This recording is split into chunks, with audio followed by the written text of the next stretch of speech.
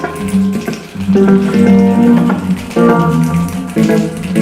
is this actually going?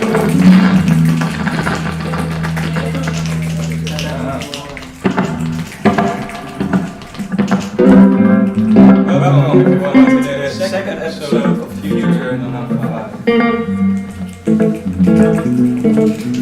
Tiddo and I'm your host for tonight.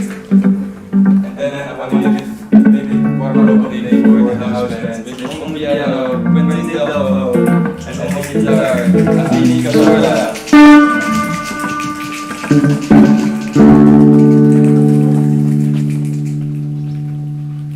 Now, what is Future Number 5? I want to call Klara on stage for a little explanation. So, the Future Number 5 is a collaborative project by myself and 3 others, and I guess what we try to do is learn together how we can play while working and work through playing, and how to do that together with people that we admire.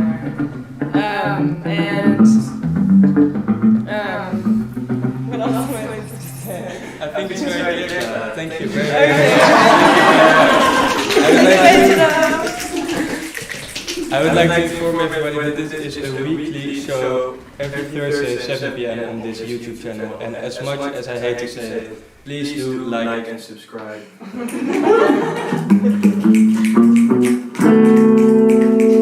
Then first up is our performer Sophie Conroy, who's going to perform a piece by Luka, Mahmulijn, Udovicic called Luka Go Easy. Give it up for Sophie.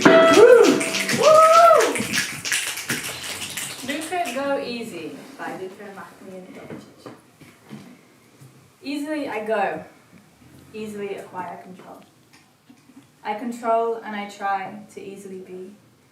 What happened when the people I loved turned on me? What happens when easy is not so hard? Easily to drink, it is easier to fill an Amazon cart. Harder to breathe, harder to be apart. Easily I walk on that fucked up road. To walk is to strut, and to strut is to swallow a load. To drink is easier than a toad trying to code. If I easily cross that street, only if the hardest part is which eyebrow I should keep. The grand piano wouldn't be so grand if it was hard to spend. Only by buying more can I make amends easy. Easy, easy, she said to me. She said it whilst thinking how hard I could be. I got hard in the evening and morning too. I got hard for him and not for you. Easily I get hard, harder, I'm easy at parties. What in the world is better than to be at ease? Not a Xanax and not an easy drug. It's easier to fly a plane than to kill a bug. I killed a bug 2 days ago, and I killed it with ease. I killed it while singing Missing You by the Black Eyed Peas. I killed myself with my eyes shut. I killed myself with ease. I killed myself with happiness. I killed myself with grief. Knowing how harder it could be, I killed myself in hopes that somehow something will set me free. Thank you very much, Sophie. Then next up, the next performer will be Anwyn Howarth, who will be performing a piece by Mingledorff called A Collection.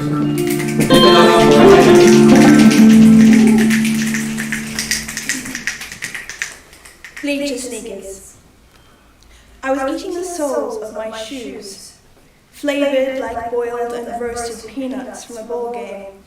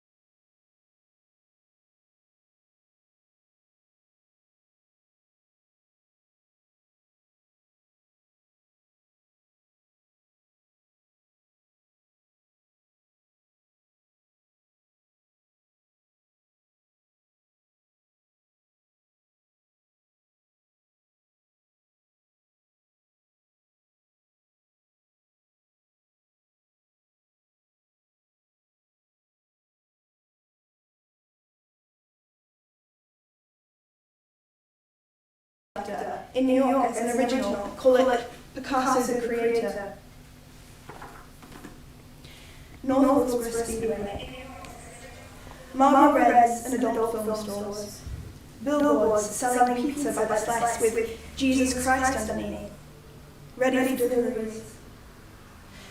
On the way to the North Wilkesboro Speedway, where race car tires burned and blood boiled, men dripped in beer-rich sweat, their tank tops fade from white to yellow, with shadings of exhaust smoke, yelling, "Raise hell, raise hell!" I was one leg over the barbed wire fence when I ripped a hole in my pants. The protector of the South had a shotgun pointed at me, called me boy, and told me to come down from there. Second side the laundromat on Rogers. There's an art to stuffing all your laundry into the $2.40 machine. I hear it rattling, but pay no attention. More focused on the Sunday morning public programming, all our heads cocked towards the television. The only time that exists in the laundromat is held by the wash and dry cycles, feeding the machine's quarters, drying my clothes until they turn to ash. Dollar General yells at me, "To Chicago and back." There's no crying in the army. But Route 64 is filled with blues. The General stands on the slab of concrete next to the highway with a parking lot that paves over the spot where Robert Johnson sold his soul. Needs something with exposed wires on the stovetop fan, but nothing is only $1 anymore. I'll keep giving myself the R.P. McMurphy special, and if the power goes out, I'll lose my mind from the fumes of burnt potatoes. My name is falling apart. The last 2 letters are leaving the line at the borders in Austria, going back to the Green Hills with Julie Andrews. My penmanship has been shit since the second grade, when I carved my initials into the desk of my crush, and the admiration stayed a secret. I brushed my teeth for 24 hours. Nothing came to my mind of what to do that day. My gums started bleeding because I don't floss. A little blood mixed with the nice Colgate toothpaste. I spat every now and then, painting my white porcelain sink purple. Niagara Falls, I hear you roaring. We're having a cigarette flicking contest in the parking lot. The winner gets a gallon of maple syrup and a bed of wheat turned back to me. The loser takes the train back to the city. No regrets in the Manhattan diving contest, where last year I saw a rat on a swan dive into a puddle under the subway tracks, searching for the right wing of the Kentucky Fried Chicken. Thank you very much for the Next up, we have got Clemens Tomlow, who will be performing the first piece of the Lonely Parts, written by no one less than Anwyn Howarth. Please make some noise for Clemens. Omnipresence, effects by Anwyn Howarth. Jesus stands over the city from the spire of the old military American egg. The people of Eindhoven affectionately call him Jesus Bauhaus, or Jesus the Daredevil. And you would understand why if you could see him, slightly tilting forward. He stands with his arms in the air, palms facing out, like a Red Bull bait jumper or an Olympic diver. As though one word from God the Father and he leaped forward on something else below. Jesus is the Red Bull bait jumper. It's the height that gives him the advantage. You can see him from many unexpected points around the academy alone. From the southern half of level 3, 4, and 5, the window of the north staircase, and then the atrium below the cafeteria. Once the janitor led me onto the roof to conduct spatial research for an assignment, and of course, Jesus was there too. It might have been the only time I stood with him eye to eye, maybe my whole life. Growing up, I understood that while humans share in several divine attributes, goodness, justice, love. Growing up, some of God's characteristics are immutable, a word which in simple terms can be defined as not able to be transferred, unshareable, not for humans, not for me. Omnipresence is an incommunicable characteristic.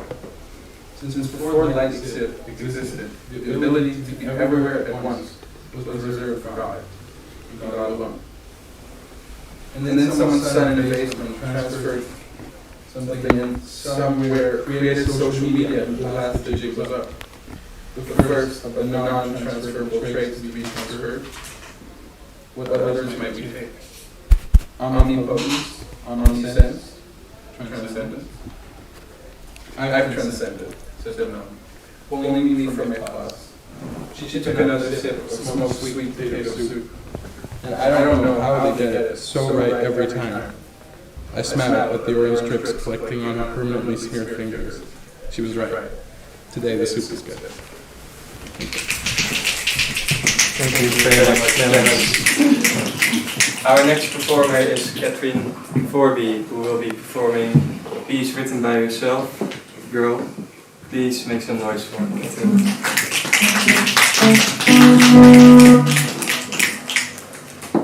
Girl. Girl has rediscovered cornflakes. Girl eats breakfast for every meal. Girl eats in a color scheme. Girl's afraid of dinners for two people. Girl does eat. Don't worry about girl. Girl just doesn't care about it. Girl forgets to care. Girl loses things. Girl has a good memory. Girl is not a material girl. Girl is a social girl. Girl collects people. Girl remembers names. Girl feeds from people. Girl doesn't need food. Girl needs people. Woman surrounds herself with people. Woman likes many people. Many people also like one woman. Woman is funny. Woman laughs. Woman smiles. Woman has no eyes when she smiles. Sometimes woman wears glasses. Girl sees herself as a good girl. Girl is good at many things. Girl is not good at being alone. Girl is learning. Woman is a teacher. Woman speaks about mathematics. 1 plus 1 equals 2. Woman thinks 2 is better than 1. 2 is girl's favorite number. Woman loves all numbers. Woman avoids structure. Woman is never on time. Woman likes to wear a watch. Woman is fast. Woman has an idea. Woman has another idea. And another. Woman wants to be everything. Girl wants to be a star. Girl only sings when she's alone. Girl is confident. Girl loves herself. Girl is talking about herself. Girl is writing about herself. Girl is self-centered. Girl is like everyone else. Everyone else is like girl. Girl is just being girl. Everyone else is already taken. That's what they say. Girl falls in love 4 times a day. Girl cries once a year. Girl falls off her bike because of butterflies. Girl is full of ants. Girl is naive. Girl is impatient. Girl is afraid of boredom. Girl is restless. Girl is on the move. Girl is in love again. Girl just wants to have fun. Girl loves her friends. Girl loves apples. Girl loves water. Girl is a simple girl. Do you know girl? Girl is everywhere. Girl wants to have fun. Want to have fun with girl? Now, let's have fun, girl says. Girl says come. Come. It's girl's favorite word. Come. Girl doesn't like to be alone. Girl wants people to come. Come. Girl wants to have fun. Have fun with girl? Come, girl says. Woman is someone's mother. Mother is used to being asked to come. Mother likes to be used. Woman does not. Woman is strong. That's what people tell women. Strong, independent woman, they say. Woman doesn't like liars. Woman tells a lot of lies. Woman doesn't know. Girl knows. Girl hates the lies of woman. I love my life, woman says. Girl is happy. Woman wakes up hungry every day. Woman tells herself she needs food. Woman has needs. Woman wants to be loved. Girl loves woman. Woman wants more. Girl is greedy. Girl eats everything or nothing. Life is not black and white, they say. Girl's favorite color is yellow. Woman likes to paint. Woman paints a picture of a boy and a girl. Girl likes girl. Girl has many guy friends. Girl has no boyfriend. Girl has his wife. Woman is divorced. Woman was someone's wife. Now woman is someone's ex-wife. Woman is also someone's girlfriend. Woman likes to be someone's something. Mother, girlfriend. Woman is also someone's sister and someone's daughter. Woman likes to be. Girl likes to be a girl. Some people call girl a woman. Shido has a song called A Woman is a God. Ariana has a song called God is a Woman. Girl is not a God. Girl doesn't believe in God. Girl believes in love. Woman is in love. Girl hates eating with women. Girl hates the way woman eats. Girl hates the sound woman makes. Girl hates the tempo, the beat of woman's mouth. Girl hates the noise, the eagerness. Girl hates it. Woman loves everything about girl. Girl knows. Woman smiles. To girl, woman is beautiful.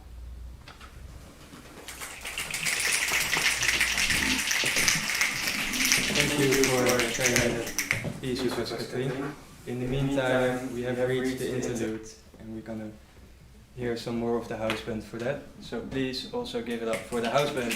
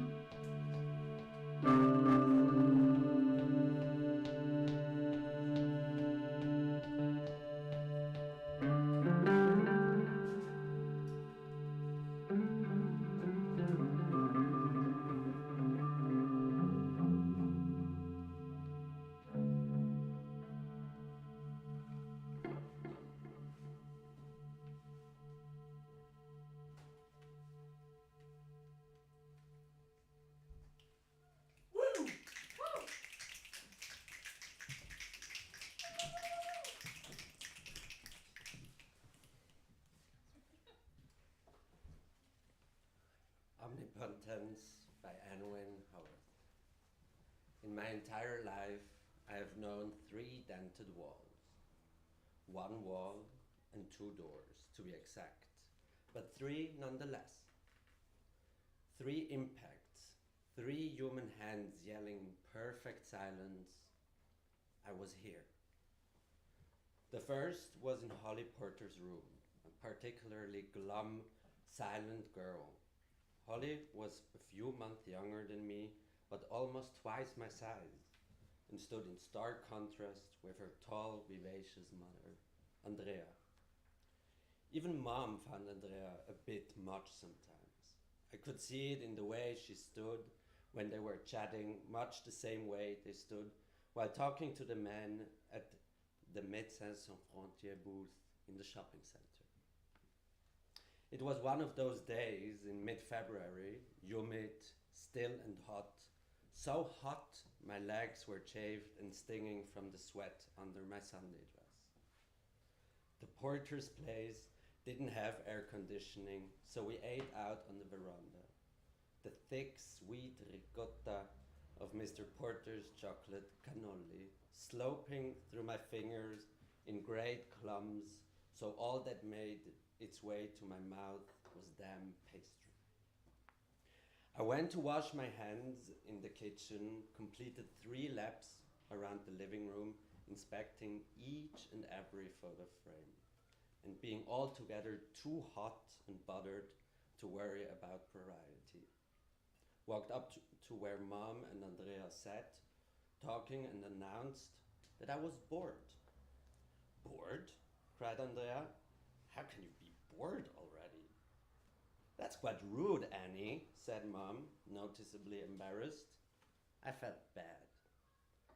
We have craft and games, and you can go outside or watch a movie, continued Andrea. Has Holly shown you her room yet?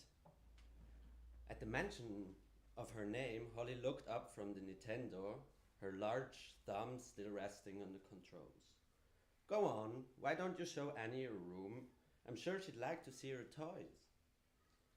Lethargically, Holly pulled herself up off the couch and without a word to me, started down the stairs. Off you go, said Mom. I followed cautiously. At the end of the hallway, the door to Holly's room was open ajar. Through the crack, I could already see the piles of clothes and toys piled against the walls and cupboards. Barely inside, I felt a hair clip crack under my foot. Holly sat upright on the bed like a little garden Buddha, watching me. I looked for something to say, attempting to fill the silence.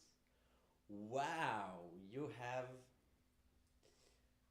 a lot of stuff. Not taking the bait, Holly shrugged, but continued to follow my gaze around the room. In the center of the wall, above the bed, was a large crater, a little bigger than a dinner plate.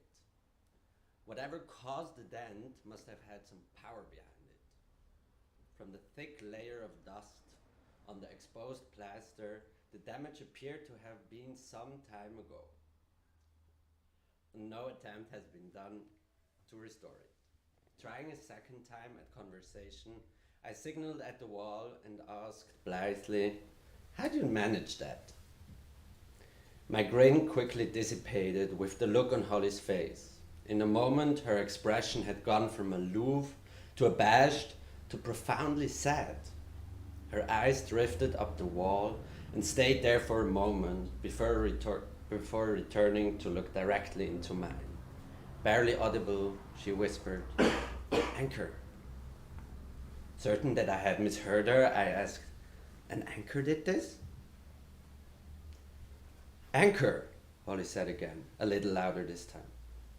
Seeing that I still did not understand, she repeated in a loud voice, Anger! At that moment, Andrea swept through the door. Don't yell, Holly, she said sharply. Not when we have guests. Casting a disapproving look at the melted dessert on the bedside table, she added, and maybe you've had enough of that. You really don't need it. She disappeared again. Holly turned her face away and wiped a tear off her chubby hand, still bruised from its encounter with the wall above. I joined her on the edge of the bed. Can you pass the plate? I asked. We ate the cannoli in silence.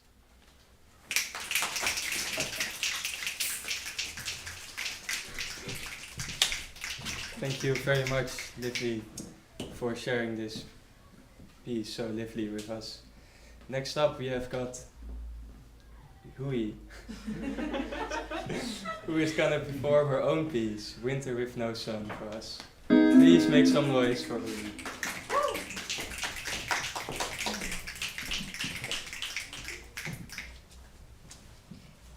A winter with no sun.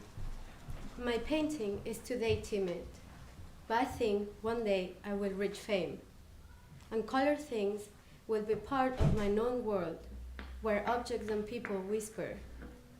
They have been talking of a certain chaos that will never exist. Black and white days have now lost their meaning, and me, sitting on a bench, waiting for the sun. I'm talking about months of cold and uncertainty, about a silence that does not longer exist. Everything has evaporated lately, and me, again, in the center of this world, trying to understand. Eindhoven is now waking up, and me peering down the curtains, counting the corners of the walls that support the corners of the windows, that support the corners of the glasses, where now, at the same time that Eindhoven is waking up, no light is allowed to come in anymore. It happens to me that I prefer a room with no shadows, a shelf with no books, a bed with no pillows. Perhaps is that I believe that living a space, in my space, will one day, when Eindhoven wakes up again, let my imagination fill it with colored things, and then this certain chaos that has not yet existed will be part of my known and real world. Thank you very much for sharing this piece with us, Hui. Next up, we have got Rients Dijkstra, who will be performing a text written by Klara Paulsell for us. Please take it away. Please.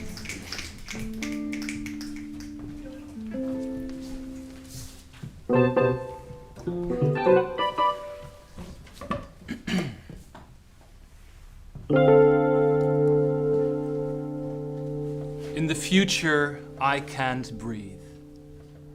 I haven't taken a breath in 2 years. In the future, all I drink is peanut butter. And all I eat is sterrenmunt. In the future, all I feel is warm. I don't remember the last time I slept. I don't remember a lot more about the future, except that I'm bigger there. And in the future, I run faster than a bike. And I sleep as much as I snooze. I sleep every night in the future, and I don't run away from anyone. And in the future, I stand up straight. I say, that's not fair when you piss me off, and I say, thanks for everything when I hug you. The future is widescreen, the future is all shiny and glossy. The future's got carpets and refrigerators and dartboards. The future's a mess. The future's a cozy mess. The future's a cozy mess and everything's green. The future's a cozy mess, everything's green. And do you think every single one has a BB gun?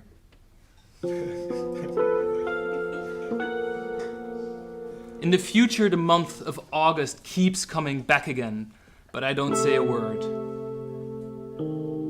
Because I love them all equally in the future. All of the months come and go, and I decided to stop eating gluten, but it's still the future, so I keep smoking hash. It's the future, and I'm 21, and tomorrow's trash day. And I don't know if breathing's for me. I like not knowing. In the future, I remember less and less until the loss is bigger than the thing that's left. In the future, I grow and fill in and around the little thing that's kept.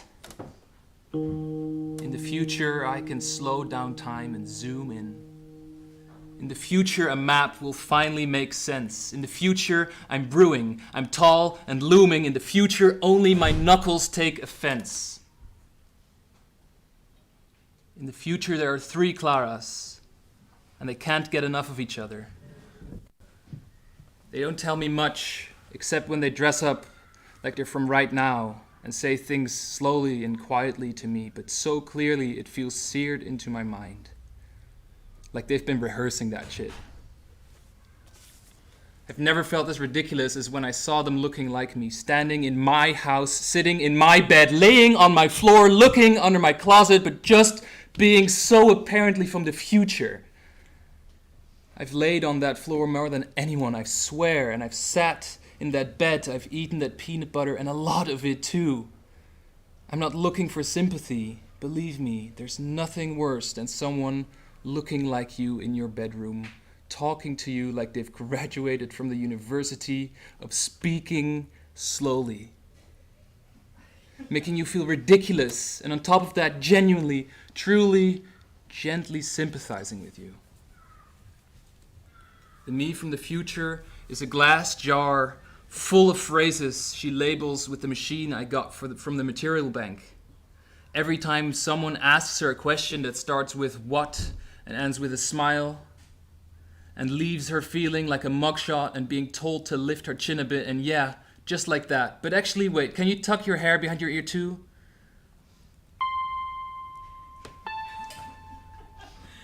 She opens the jar labeled what I'm up to, and she pulls out the phrase, I'm Swedish-American. I study in the Netherlands. Design. Yeah, I know, it's a lot of places. Yeah, well, I'm here for an internship, yeah, the design studio. It's like furniture, but also art. Yeah, but the thing is, I don't work in the workshop. Yeah, me and the person I work with are meant to do something, but we don't know what. It's weird, I'll let you know how it goes. But she's got lots of glass jars, and sometimes she grabs the wrong one. In Sweden this summer, she grabbed the one called How I Feel About Summer. But she meant to grab the one called How to Steal the Summer. And the guy she was talking to was just looking for a good time, not a run-on sentence about how cigarettes taste better in the sun. The me in the future only sleeps when there's nothing left of her laptop battery, and she's tried every position, but her neck can't agree with any of them. But she just has to keep half breathing through the worst of it and hope to open many doors before the sun comes knocking. The me in the future thinks she was born to be sexy as fuck. The me in the future thinks she's seen it all, but I don't think she's seen the half of it.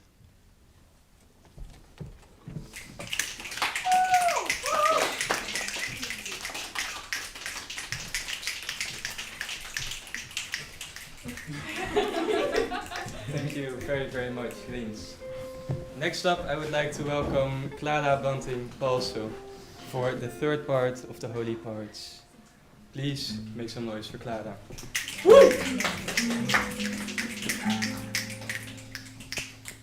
Transcendence. In the vacant land between the airport and the bay, at the muddy mouth of the Brisbane River, hidden behind the industrial estates, where paper companies and property developers front for drug lords and wharfies, lies a graveyard of forgotten homes. A patchwork town of Queensland, bungalows uprooted and dislocated from the rolling neighborhoods of Rosalie and St. Lucia, and the leafy boulevards of Sherwood to make way for mid-rise apartment buildings and concrete car parks. The thing about Queenslanders is that they're built to take up space, out among the gum trees, with a clothesline out the back and a veranda around the front. It's the kind of house that breathes in rhythm with the life inside, wrinkling and graying and growing old with the generations that call it home. In the patchwork town, they line make-believe streets, once upright in anticipation of their collection, now leaning slightly to one side and sinking slowly in the mud. At the edge of the town stands an old green fibro shack. No one knows when it first arrived. Some say it's the only house to have actually been built there. Regardless of its origins, it's the one house that boasts a resident. The pallet jacks call him the caretaker. They gave him that name years ago when they noticed someone in the house once after a job. At first it was a chair on the veranda, then the old ute parked out the back. Bikies making illegal trades by night and teenagers scouting secluded locations after a date could see the lights on in the windows. Powered by the portable generator whose whir can be heard as it's carried along the flats to the sea and all the way out towards Minjariba. This is a land outside of time, older than the graveyards of forgotten homes, older even than the caretaker. The mud reaches south to the Redlands and up past Deception Bay and dates back far beyond the construction of the port, before the arrival of early settlers when the ancient weaving practices of the Kwandamuka people were forced into their restless sleep. Now they're waking up, moved with the same deft hands that carry the elders, past, present, and emerging. The flats were the last thing I saw out of that airplane window. Their shape looked different from above, but glistened in their familiar way as they reflected the afternoon sun. I see them sometimes in the ripple of slip clay in the ceramics workshop, in the wood textures of the tables at the cafeteria. On a warm day, I can walk by the Dommel with my eyes closed and almost imagine that I'm there, watching the tide come in on its way to soothe the cracked surface of the bay as it has always done and will continue to do long after I'm gone. Thank you very much for this last performance, Klara. This was the last performance, and I think we have had a lot of fun here, especially the people who are here. So I want to thank also the people who have been watching from home.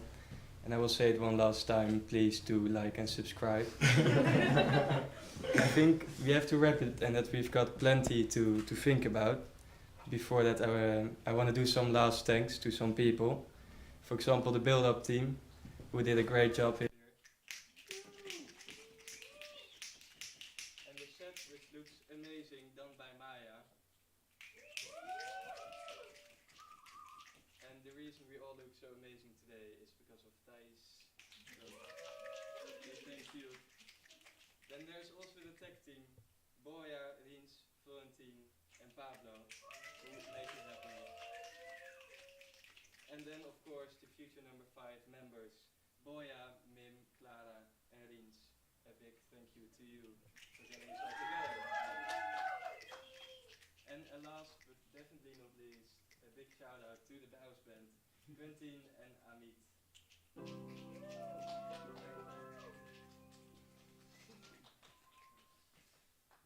And a huge thank you for Tiddo.